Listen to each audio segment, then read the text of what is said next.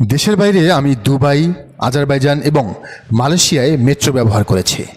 সেসব দেশের metro station থেকে বেরিয়ে যেমন পরিচ্ছন্ন পরিবেশ দেখেছি, এখন ঢাকা বিশ্ববিদ্যালয় মেট্রো স্টেশনকে তেমনই দেখছি। এখানে কিছুক্ষণের জন্য নিজেকে বিদেশে বিদেশে ফিল করা যায়। এর ক্রেডিটটা ডাকসু নেতাদের দিতেই হয়। এই অনুভূতি বাংলা ভিশনের সাংবাদিক কেফায়েত শাকিলের। শুধু শাকিল একা নন, শিবির সমর্থিত ডাকসুর প্রশংসা করছেন হাজারো নাগরিক, বিশ্ববিদ্যালয়ের শিক্ষার্থী এবং শিক্ষকরাও। তারা বলছেন, ভিপি সাদিক কায়েমদের দৃঢ় নেতৃত্ব আর ডাকসু বোর্ডের অক্লান্ত পরিশ্রমের কারণেই ঢাকা বিশ্ববিদ্যালয় আজ ঝকঝকে, পরিষ্কার, পরিচ্ছন্ন। এবার যেন সত্যিকারের এক প্রাচ্যের অক্সফোর্ড হতে যাচ্ছে ক্যাম্পাসটি। সাদিক কায়েম, এস এম ফরহাদরা কথা দিয়েছিলেন তারা ভোটে জিতলে 40,000 শিক্ষার্থীকে একটি নিরাপদ ক্যাম্পাস উপহার দেবেন, যেখানে যত্রতত্র মাদকের ছড়াছড়ি থাকবে না খুপড়িতে দেহ ব্যবসার মতো অনৈতিক কর্মকাণ্ড। নারীরা থাকবে নিরাপদ, খুনের শিকার হবে না আর কোনো সাম্য। তারা ভোটে জিতলেন, কাজ শুরু করলেন এবং ওয়াদা রক্ষা করতে শুরু করলেন।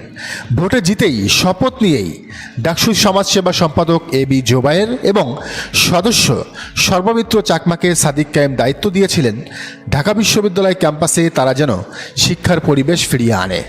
সেই অনুযায়ী মাঠে নামেন জোবায়ের, সর্বমিত্র ও তাদের সহযোগীরা। শুরুটা হয় ক্যাম্পাস লাগোয়া সোহরাওয়ার্দী উদ্যান দিয়ে। এখানে হাতে নাতে বেশ কয়েকজন যৌনকর্মীকে ধরে ফেলেন জুবায়ের। মিডিয়ায় ভাইরাল হয় কীভাবে ঢাকা বিশ্ববিদ্যালয়ের মতো একটা শিক্ষা প্রতিষ্ঠানের পাশেই অবৈধভাবে একটা যৌনপল্লী গড়ে উঠেছে। ঢাবির পেটেই আরেক দৌলতদিয়ার জন্ম হয়েছে। সাথে সাথেই হইচই পড়ে যায় সারা দেশে। জোবায়েররা ওই দিনেই উচ্ছেদ অভিযান শুরু করেন। একে একে সরিয়ে ফেলেন সকল যৌন তাবু, খুপড়ি। এই এক কাজেই প্রশংসায় পঞ্চমুখ হয়ে ওঠেন সবাই। বাহবা পায় শিবির নেতৃত্বাধীন ডাকসু। যে কাজ এক যুগেও সম্ভব হয়নি, সে কাজ একদিনেই করে ফেললেন সাদিক ফরহাদদের নেতৃত্বে জোবায়ের আর সর্বমিত্ররা। এই জুটির কাঁধে এবার দায়িত্ব বেড়ে যায়। মূল কাজে হাত দেয় তারা। লক্ষ্য ক্যাম্পাসের অলিতে গলিতে গড়ে ওঠা মাদকের সাম্রাজ্য ভেঙে চুরমার করা। কাজটা কঠিন, এতটাই কঠিন যে এখানে জড়িত ঢাকার বড় বড় মাফিয়ারা। যুগ যুগ ধরে গড়ে ওঠা সিন্ডিকেট এখনও রয়ে গেছে। শুধু হাত বদল হয়ে আওয়ামী লীগ থেকে বিএনপি, ছাত্রলীগ থেকে ছাত্রদলের হাতে এসেছে। শত কোটি টাকার ঐতিহ্যবাহী বিজনেস, রেডিমেড কাস্টমার, নগদ টাকা। বোঝাই যাচ্ছে কতটা ঝুঁকির কাজ। কিন্তু ওরা শুরু করে ভয় ডরহীনভাবে। অভিযান চালিয়ে ছোট বড় মাঝারি সব ধরনের মাদক ব্যবসায়ীদের তাড়াতে থাকে একের পর এক। দেখা যায় কেউ বাদাম বিক্রির আড়ালে, কেউ চা বিক্রির আড়ালে, কেউ বা পাগলের বেশেই করে যাচ্ছেন এসব ব্যবসা, যার ভুক্তভোগী হচ্ছেন বিশ্ববিদ্যালয়ের 40,000 মেধাবী শিক্ষার্থী। গুটি কয়েক রাজনীতিবিদের পুঁজির লোভের কাছে হারিয়ে যাচ্ছে একটি বড় প্রজন্মের নীতি নৈতিকতা। ডাকসু নেতারা যখন সফল হচ্ছিলেন তখনই বাধা এলো। বাম, ছাত্রদল, বাকচাষ, এমনকি নতুন বন্দোবস্তের স্লোগান তোলা নাগরিক পার্টিও বিপক্ষে দাঁড়িয়ে গেল জোবায়ের আর সর্বমিত্রদের। ওদের নাম দিল মব স্টার। ছাত্রদলের রাকিব নাসিররা বলল এটা ডাকসুর কাজ নয়। বামেরা সব মাদক ব্যবসায়ীদের একসাথে করে মিছিল করলো ডাকসুর বিপক্ষে। শীর্ষ নেতা মেঘ মোল্লার বসু খেপে গিয়ে সংবাদ সম্মেলন করলেন, বললেন তারা এইসব উচ্ছেদ কাজ আর চলতে দিবেন না। সাবেক বাকছাস নেতা আব্দুল কাদেররাও বিপক্ষে স্ট্যাটাস দিলেন। নাগরিক পার্টির যুগ্ম আহ্বায়ক মীর আরশাদরা সরাসরি হস্তক্ষেপ করলেন এ কাজে। পরিস্থিতি তখন উত্তপ্ত। জোবায়ের, সর্বমিত্ররা যেন থমকে গেলেন, হতাশাগ্রস্ত হয়ে পড়লেন। কিন্তু এরই মধ্যে ডাকসুর জিএস এস এম ফরহাদ সরাসরি ঘোষণা দিলেন ক্যাম্পাসে হয় মাদক ব্যবসায়ীরা থাকবে, নয়তো থাকবে ডাকসু। হুঙ্কার দিলেন সাদিক কায়েমও। সাদিক ফরহাদদের প্রত্যক্ষ ঘোষণা এবার নতুন মোড় নিল উচ্ছেদ অভিযান। তারপর আর কাউকেই পাত্তা দিল না জোবায়েরা। পুলিশ প্রশাসনও শুরু করলো সহযোগিতা। বাম, রাম, দল, পার্টি সবার বিরুদ্ধে গিয়ে ঢাকা বিশ্ববিদ্যালয়কে শত কোটি টাকার সিন্ডিকেট থেকে মুক্ত করলো শিবির নেতৃত্বাধীন ডাকসু। বিশ্ববিদ্যালয়ের শিক্ষার্থীরা শুধু নন, অনেকেই এখন বলছেন এদের মানে সাদিক ফরহাদদের হাতে দেশটাকেই তুলে দেওয়া উচিত। সারা দেশকে পরিচ্ছন্ন করতে এমন কিছু নেতা দরকার যারা সব বাধা পেরিয়ে একটি সুন্দর বসবাসযোগ্য বাংলাদেশ উপহার দেবে, তিলোত্তমা বাংলাদেশ উপহার দেবে।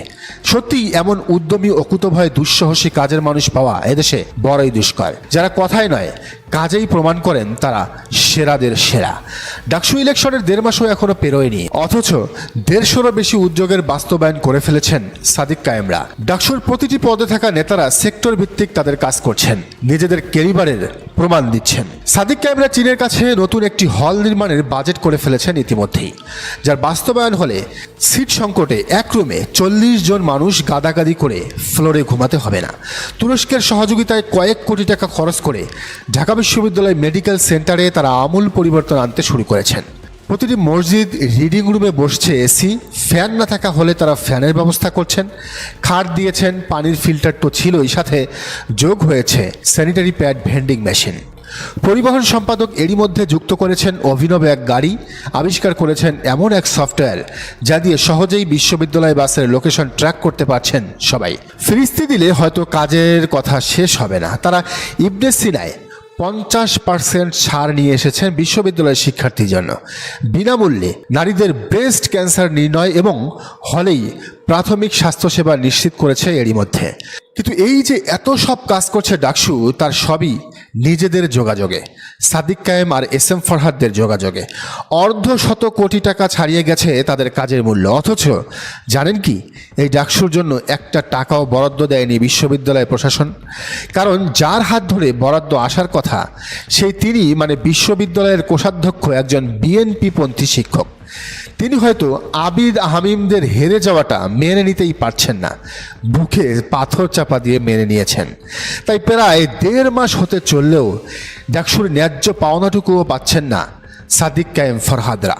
অথচ প্রতি বছর ঢাকা বিশ্ববিদ্যালয়ের প্রতিটি শিক্ষার্থীর কাছে ডাকসু এবং হল সংসদের জন্য 60 টাকা করে মোট 120 টাকা করে কেটে নেয় তারা। এই টাকার সমষ্টি তো কোটির ঘর ছাড়ানোর কথা গত 1.5 বছরে, মানে 5 আগস্টের পর, তার আগের হিসাব বাদ। তো সেই টাকাটাও কেন দিচ্ছেন না স্যার, এমন প্রশ্ন করায় ছাত্রদল আবার খেপে গেছে। এক যৌথ বিবৃতিতে রাকিবুল ইসলাম রাকিব আর নাসির উদ্দিন নাসির বলেছে, এগুলো শিবিরের অতি বাড়াবাড়ি।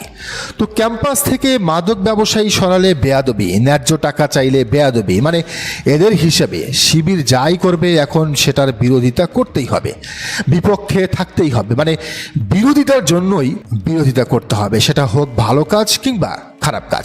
শিবির যেদিকে থাকবে, ছাত্রদল, বাম, বাকছা সবাই অন্যদিকে থাকবে।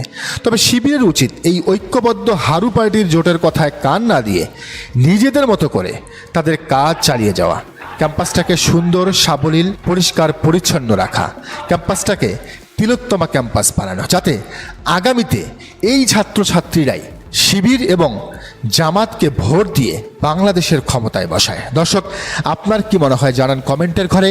আর এই চ্যানেলে নতুন হলে অবশ্যই সাবস্ক্রাইব করুন এবং বেল আইকনটি বাজিয়ে রাখুন।